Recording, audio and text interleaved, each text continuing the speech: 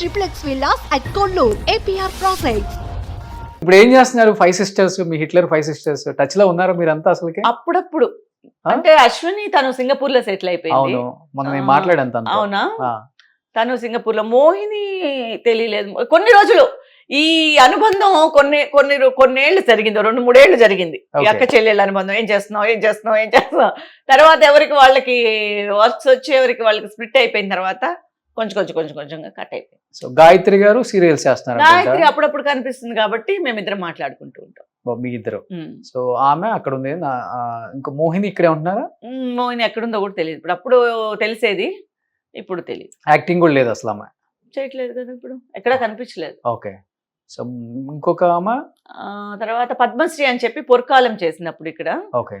తన పేరు ఇక్కడ రాజశ్రీ. ఓకే. తను మా మ్యారేజ్ అయ్యి సెటిల్ అయిపోయింది. ఓకే. తను ఇంకా వర్క్ చేయలేదు, యాక్ట్ చేయలేదు. తన టచ్ లో ఉంది? టచ్ లో లేదు. ఓకే. అప్పట్లో ఉన్నాం, అదే చెప్తున్నాను కదా, ఒక 2-3 ఏళ్ల వరకు ఆ అనుబంధం జరిగింది.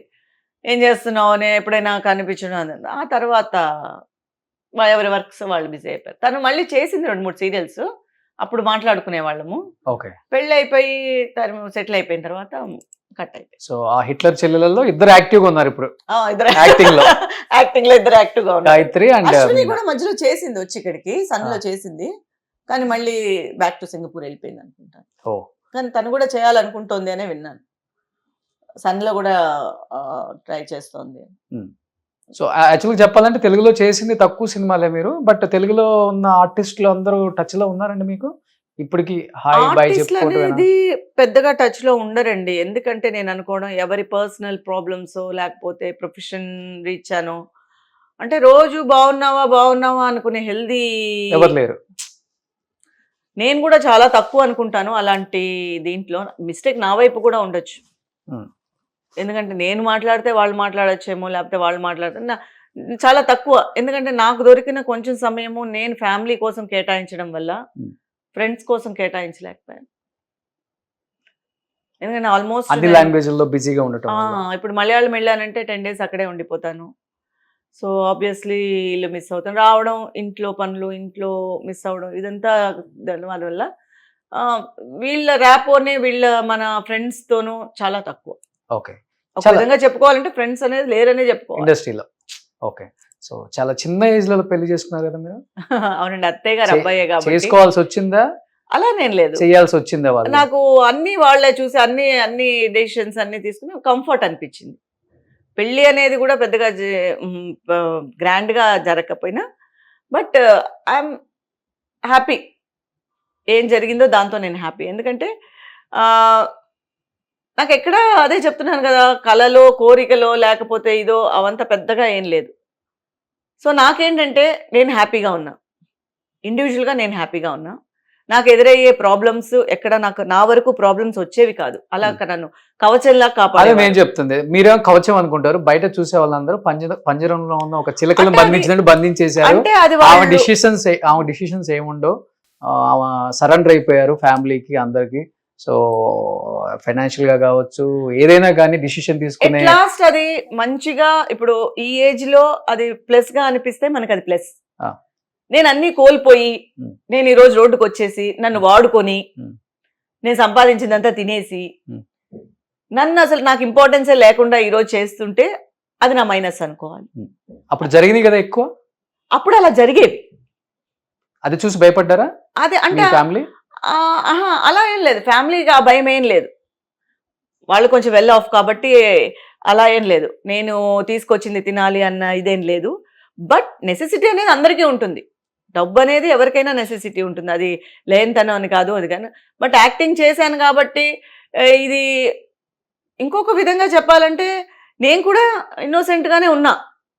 నేను ఎప్పుడు నా డబ్బు నాకు ఇవ్వండి, ఇది నా డబ్బు నేను సంపాదించింది, అలా ఆ టైప్ ఆఫ్ క్యారెక్టర్ కాదు మంది.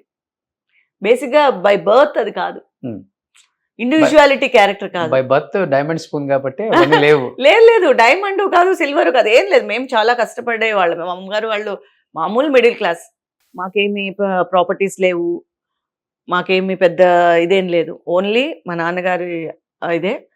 సో బిలో మిడిల్ క్లాస్ అనే చెప్పాలి.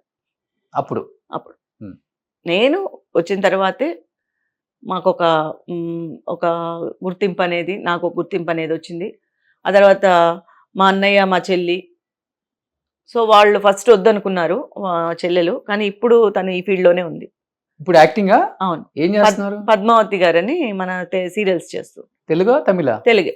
అవునా? ఓకే. ఇప్పుడు తను మంచి రంగులు రాట్నం ఈ సీరియల్స్లో అన్నీ చేస్తోంది. ఫస్ట్లో వద్దనుకుంది, తను కూడా చేయాలనే. ఫస్ట్ మా కజిన్ చెప్పాను కదా, నన్ను ఎవరైతే ప్రోత్సహించారో తను కూడా ప్రోత్సహించారు. ఆ తర్వాత సరే వద్దులే అని చెప్పేసి తను వెళ్ళిపోయింది, హైదరాబాద్ వెళ్ళిపోయింది. యాక్టింగ్ నేర్చుకునే పని లేదు, మిమ్మల్ని చూసి నేర్చుకుని ఉంటారు. ఎవరు ఇంట్లో వాళ్ళని చూసి ఎవరు నేర్చుకుంటారండి? అది వాళ్ళ నెసెసిటీ. ఆర్టిస్టులు స్క్రీన్ మీద ఎలా ఉంటారో బయట కూడా అలానే ఉంటారు, యాక్ట్ చేస్తూనే ఉంటారు ఎప్పుడు అంటుంటారు. మీకు ఎప్పుడు తగలలేదా, లేకపోతే మీరు ఎప్పుడు ఉండడానికి ట్రై చేయలేదా? అలా ఉంటేనే ఉండగలం ఇక్కడ ఎక్కువ రోజులు. నేను అలా యాక్టింగ్ చేసే అవకాశం నాకు రాలే. అంతేనా? ఎందుకంటే నేను అసలు ఎవరితోనూ ఎక్కువ మాట్లాడేదాన్ని కాదు. నా విషయాలన్నీ మా వాళ్లే చూసుకుంటూ ఉండేవారు. ఒక స్టోరీ వినడం తప్ప, అది కూడా క్యారెక్టర్ ఎలా చేయాలి, కాస్ట్యూమ్స్ ఎలా ఉండాలి, ఎలా రెడీ అవ్వాలి అనేది తప్ప ఇంకెవరితోనూ నాకు ఒక కాంటాక్ట్స్ లేవు. ఓకే. ఇంకెవరు నాతో మాట్లాడేవారు, ఎవరినైతే నాతో మాట్లాడాలన్నా ముందు నా ఫ్రెండ్ గ్రూప్ దాటే నా దగ్గరికి రావాలి. కాబట్టి ఎంతమంది ఉంటారు? ఉండేవారు మా అమ్మగారు, మా మామయ్య గారు ఉండేవారు, మా హస్బెండ్ ఉండేవారు, మా అమ్మగారు ఉండేవారు. పెళ్లి కాలేదు కదా అప్పటికి? ఇంకా అయినా అవ్వకపోయినా వాళ్ళ దాటే మా కజిన్ ఉండేది. సో ఫస్ట్ అసలు ఫోన్స్ అప్పుడు ఉండేవి కాదు కదా, మొబైల్స్ ఉండేవి కాదు, ల్యాండ్ లైన్ మనం తీయము. ఓకే. సో ఇలాంటి లవ్ ఇవి కూడా లేవు. చాలా అందంగా ఉంటారు కదా, ఎవరు ప్రపోజ్ చేయలేదా? ప్రపోజ్ చేసినా కూడా ఆయన చూసి మా హస్బెండ్ చూసి భయపడేవారు. అంటే మా మామయ్య గారిని చూసి భయపడే. మా మామయ్య గారు చాలా రూల్స్. అవునా? చాలా స్ట్రిక్ట్. షార్ట్ అయిపోతే పక్కన వచ్చి కూర్చోవాలి. ఓకే. మా ఫాదర్ అనే కూడా తెలుసు అందరికి, ఫాదర్ అనే అనుకున్నారు. నేను ఫాదర్ కాదు అని కూడా చెప్పలేదు ఎవరితో. ఓకే. ఎందుకంటే నాకు కావాల్సింది అక్కడ సేఫ్టీ. ఓకే. సో ఆయన ఏంటంటే సఫారీ వేసుకొచ్చేవారు. పొద్దున్న నేను షార్ట్కి వెళ్ళినప్పుడు గన్ను కూడా తెచ్చేవాళ్ళ? ఆయన గన్ను కూడా ఉంది. గన్ను కూడా ఉంది ఆయనకి. తెచ్చేవారు కాదు కానీ గన్ను కూడా ఉంది. పొద్దున్న షార్ట్కి వచ్చిన దగ్గర నుంచి నైట్ ప్యాకప్ వరకు ఇలాగే కూర్చునేవారు. ఓకే. యూజువల్ గా కూడా వచ్చిన వాళ్ళు క్యారవాన్స్ లో ఉంటారు,